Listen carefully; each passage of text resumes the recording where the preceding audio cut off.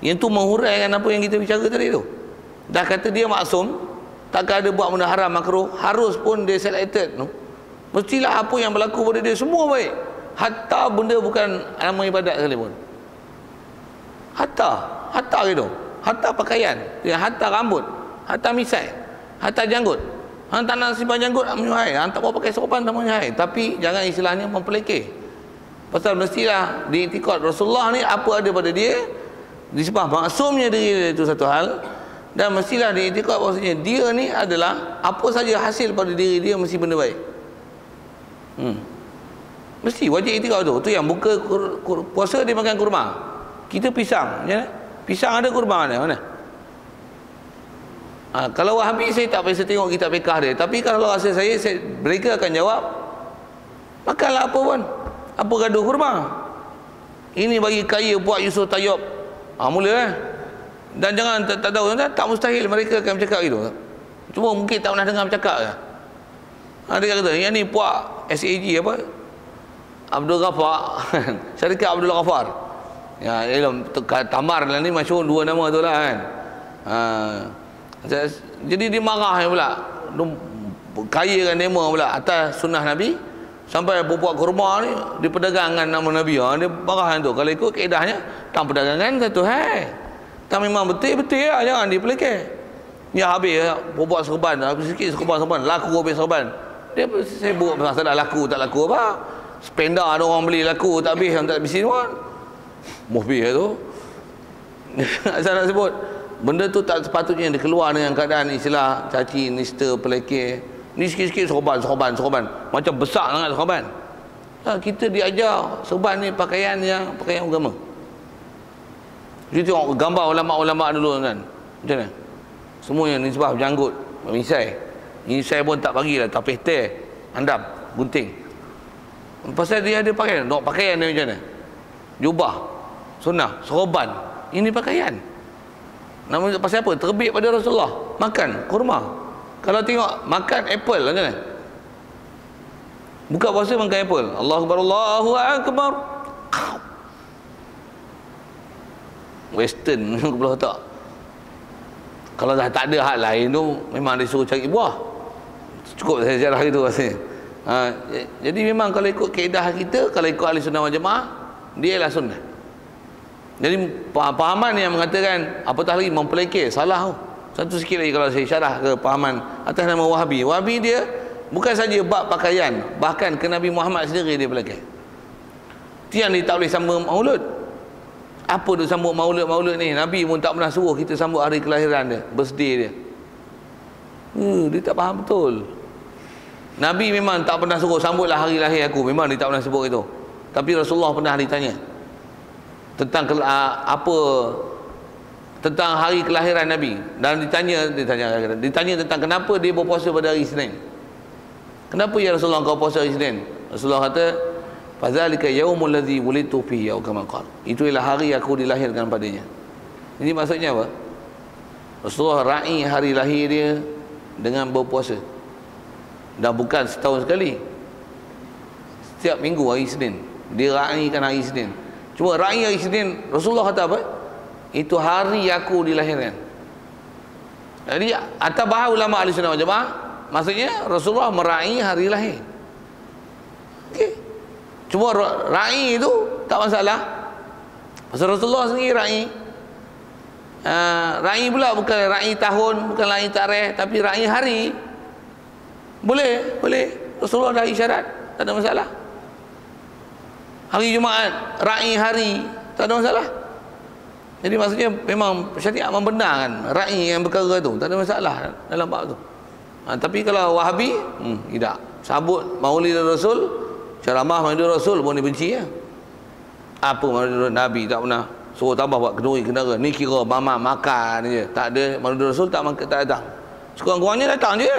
Boleh empuk ya. Memang matlamat ulama kita pun kadang-kadang buat majlis itu, antaranya itu umpan aja kan. Nak kata dengan sebab taat datang payah. Umpan dengan makan. Kita buat kenduri kambing kan. Pakai mai tengok. Yang kaki kambing semua pakai mai. Walaupun mai tu bukan majlis nak dengar pengajian, sikit saya sebut gitu. Saya jawab panjang sikitlah situ kan. Tapi prinsip kita macam tu, sunnah. Maksudnya ajaran Nabi itu adalah memang perkara baik walaupun nisbah pakaian, perbuatan yang istilahnya bukan benda khusus ibadat sekalipun. Itu kaedah ahli sunnah wal jamaah. Tentang soalan kedua tentang masalah malaikat tu, memang boleh dilihat tu. Khusus tanya tentang malaikat maut tadi, adakah bila mati kita boleh lihat malaikat maut? Masuk dengan kaedah ahli sunnah wal jamaah, tak wajib iktikad bahawasanya kita mati nanti malaikat maut akan hadir dan kita boleh nampak malaikat maut. Tidak. Itu kalau berlaku pun hanya pada orang-orang tertentu, antaranya pada Nabi SAW. Di atas iktikad tidak. Maksudnya tak di atas iktikad kita ajar kita nak mati nanti mesti malaikat maut hadir ke kita. Tidak. Kalau ada pun bahasa-bahasa sebut macam tu, ulama sebut itu adalah kiasan. Misalnya malaikat maut hadir pada kita satu hari 3 kali. Itu kinayah, bahasa kiasan. Tak mana 3? Tidur lah 1. Mati tu, tidur mati lah. Mati kecil. Malam tidur, siang tidur, tengah haji tidur. Tu malaikat maut mai 3-4 kali tu. Sikit saja saya usik tu. Pasal apa? Bila tidur maksudnya mati. Tu malaikat mai. Malaikat mai lah. Itu bahasa kiasan. Lagi apa? Uban. Uban ni tanda mati. Tanda tua. Jadi antara sebab mati tua. Jadi uban ni, kalau tuan-tuan ada banyak uban tu, saya pun naik uban lah sikit ni. Maksudnya malaikat maut mai banyak kali tu. Islam malaikat maut tu mai maksudnya apa? Tanda-tanda nak mati ada. Itu maksudnya. Itu maksud. Jadi bukanlah maksudnya malaikat mai tu tambah pula dia bagi salam, assalamualaikum, aku malaikat maut, aku datanglah kali kedua lah ini kita tak ada. Itu tak ada. Malaikat maut tak akan mai datang interaksi dengan kita macam mana dia interaksi dengan Rasulullah. Itu untuk khususiat Rasulullah. Kalau kita belajar khas dalam bab ulama bahas, itu ialah khususiat Rasul. Benda yang khususiat untuk Rasulullah kita tak dapat itu. Saya jawab soalan. Lain kalau ada. Ya.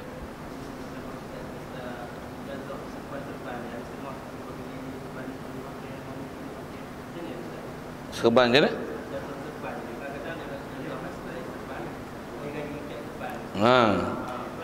Gaya ikat serban.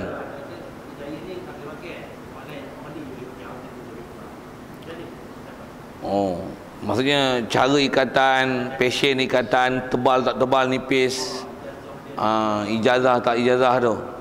Memang ada bahas ulama' bah ni. Pasal bahas tu, pasal benda tu, pasal kan dia ikut Rasulullah. Okay.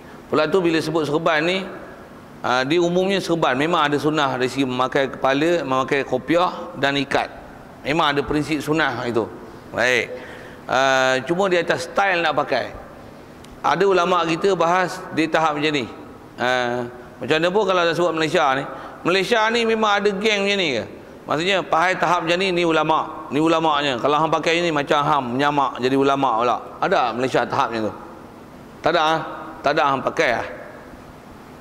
Masa nak sebut tentang apa yang telah dibahas. Maksudnya kalau kita punya tempat tak ada istilah parameter khas untuk serban. Ini serban Al-Hafiz, ini serban Mufti, ini serban orang awam, ini serban orang UMNO, ini serban orang PAS, ini PKR macam ni orang balik haji, ni serban orang balik haji. Katalah itu. Kalau ada serban yang ni khas orang pondok, ni khas orang pekan, ni orang kampung, ni katalah ada kategori tu. Kalau ada kategorinya tu, haram kita memakai lain daripada serban yang kita duduk golongan mana. Macam mana tuan-tuan tak, bukan askar, tuan-tuan pakai celoring-celoring, salah dalam law. Pada pakaiannya jual bersepah je. Memang jual bersepah, tapi peraturan tak boleh pakai. Tuan-tuan nak pakai buat kerja tu sampai. Tapi kalau awam, tuan-tuan tak boleh pakai celoring-celoring. Betul saya sebut Tuan-tuan bukan polis, tuan-tuan tak boleh pakai uniform polis tu. Betul tak? Kalau nak sebut uniform, kalau serban nak jadi uniform, tak boleh pakai melainkan ahli dah. Jadi Malaysia ada uniform itu tak? Serban. Saya tanya serban, saya bukan tanya uniform bomba apa tu. Ada? Tak ada? Tak ada? Imam orang tak pakai serban. Imam Mesir, kalau cuba Malaysia kalau ikut dia tak ada lah. Kalau Mesir dia kalau kepiah merah, serban bulat, tu belah-belah Mesir tu memang jangan main tu pakarnya tu. Ya, Syekh Azhar tu, syuyukh Yang kiraat duduk di mulut dia gur aja. Kalau muka sekupang tuan-tuan baca, pergi masuk Mesir, pakai macam tu, orang tengok macam ni. Ini macam orang muka askar pakai celoring untuk bawa machine gun, bawa M16. Mampu yang ni orang usah semacam dia punya bandingan macam tu. Satu, dia kalau ikut bahasa ulama macam tu dia sebut. Jadi kalau tak ada apa-apa istilah parameter persepadanan pakaian, pakailah anak pakai. Anak pakai jubah, anak pakai kurta. Kurta ni memang Bangladesh ikut nak pakai. Tapi macam mana pun ada pakaian bagi nisbah warna pun, pakailah warna apa. Pasal dia tak ada parameter tu. Tapi bila ada yang tu jadi istilahnya pakaian tertentu, golongan tertentu. Hak tu tak boleh pakai melainkan ahli dah. Peraturan serba pun macam tu. Jadi kalau kita tak ada masalah, okey.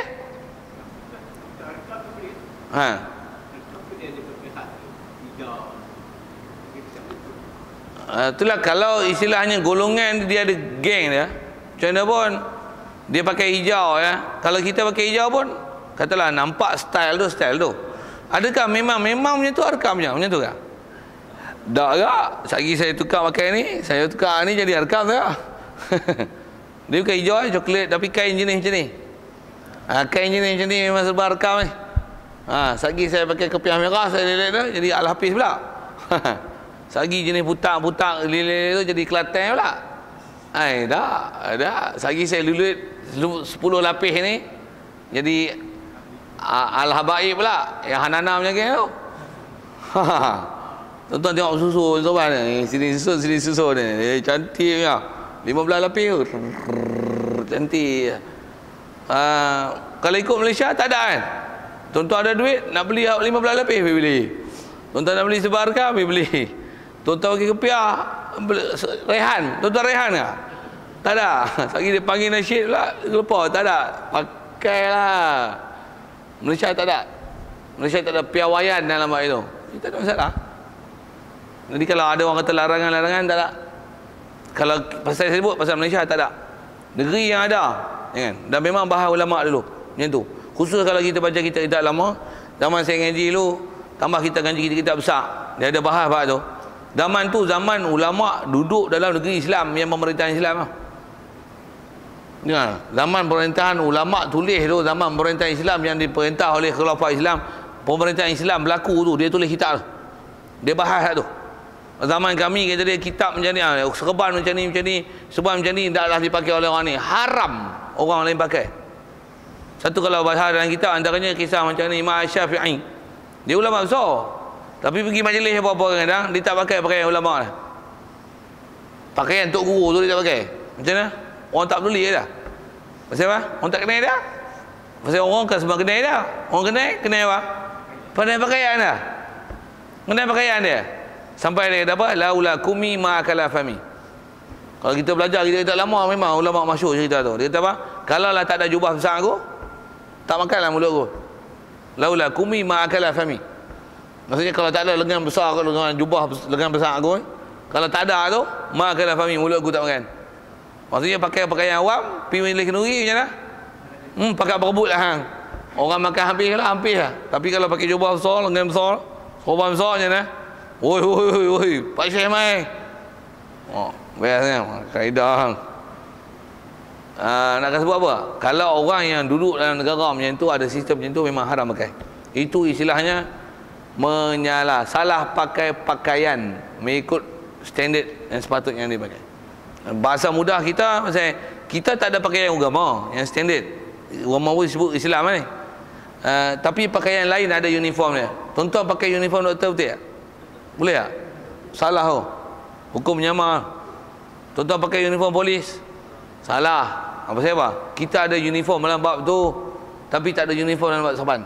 Dalam bab jubah. Kalau ulama dulu dia ada uniform semua. Jubah. Semua ulama dulu zaman Islam dulu, semua orang Islam kafir, Islam berjubah lah tak? Macam mana nak faham orang berjubah ni Islam ataupun kafir? Orang kafir mesti ada tanda kat sini. Dia macam mana kain askar tu ada selalu buah butang ni. Yang dia orang bubuh kepiah apa orang tu lah. Zaman Islam dulu, orang kafir kalau dia pakai jubah, dia mesti ada kain ni. Saya tak ingat warna tu. Kalau orang sembah bahala ni merah. Majusi, orang sembah api hitam. Yahudi kuning. Saya tak ingat warna tu, tapi ada warna semua tanah ni. Tengok ke jubah, ke sorban. Warna di sini boleh cam, warna Islam dengan kafir. Pakaian tu. Masa tu haram pakai pakaian lain. Kita ni orang Islam tak ada apa-apa tanda sini. Kita pakai tanda merah. Ini untuk orang sembah bahala. Pakai tu murtad. Pasal itu pakaian kafir. Disiplin macam tu. Bab pakaian. Kalau bahas dalam bab pakaian, kalau kita kata besar. Cuma kita kau tak biasa dengar bahas. Tapi ulama dah sebut lah. Begitu juga jubah di sebelah sini. Begitu juga yang ada plit-plit kat belakang. Orang Islam tak boleh pakai jubah plit. Yang ada buat macam pinggang. Orang lelaki tak boleh pakai tu. Itu jubah padri lah. Jubah padri je tu. Tambah yang ada tali kat pinggang. Itu padri je boleh pakai. Padri Kristiannya. Orang Islam tak boleh pakai jubahnya tu. Pakai kalau di sebelah zaman dulu pakai murtad. Pasal apa? Pakaian khas orang kafir. Macam mana? Orang Islam pakai ihram kain kuning. Ihram kuning. Kuning apa? Oren ke? Oren. Silap kuning. Tuan-tuan tak faham kuning. Oren. Pakai ihram oren. Pakai jingga ya. Kelabu jingga dah. Pakai itu murtad. Pasal itu khas untuk orang kafir. Untuk orang tokong. Bukan untuk orang Islam. Walaupun pakai ihram, sama style pakai. Sami ya. Sami Buddha haram pakai. Haram ke haram? Murtad pakai. Pasal pakaian khas orang kafir. Itu nisbah pakaian. Jadi kalau nisbah serban memang ada disiplin, cuma kita tak ada. Macam mana? Kau nak pakai nak style mana? Hanana beli sebelah Hanana. Nak pakai arkam, minat pakai arkam. Tak kira serban macam mana pula? Tak kira serban. Kata fadilat tak ada fadilat, itulah. Nak bubuh kat bahu lah ni. Boleh? Ada waris datang tu pasal yang ni dipanggil ridak. Okay. Nak susun elok-elok ke, bagi sonyeh ni ke. Sonyeh. Macam mana? Ikut hang. Kan nak bagi lintang macam ni ke?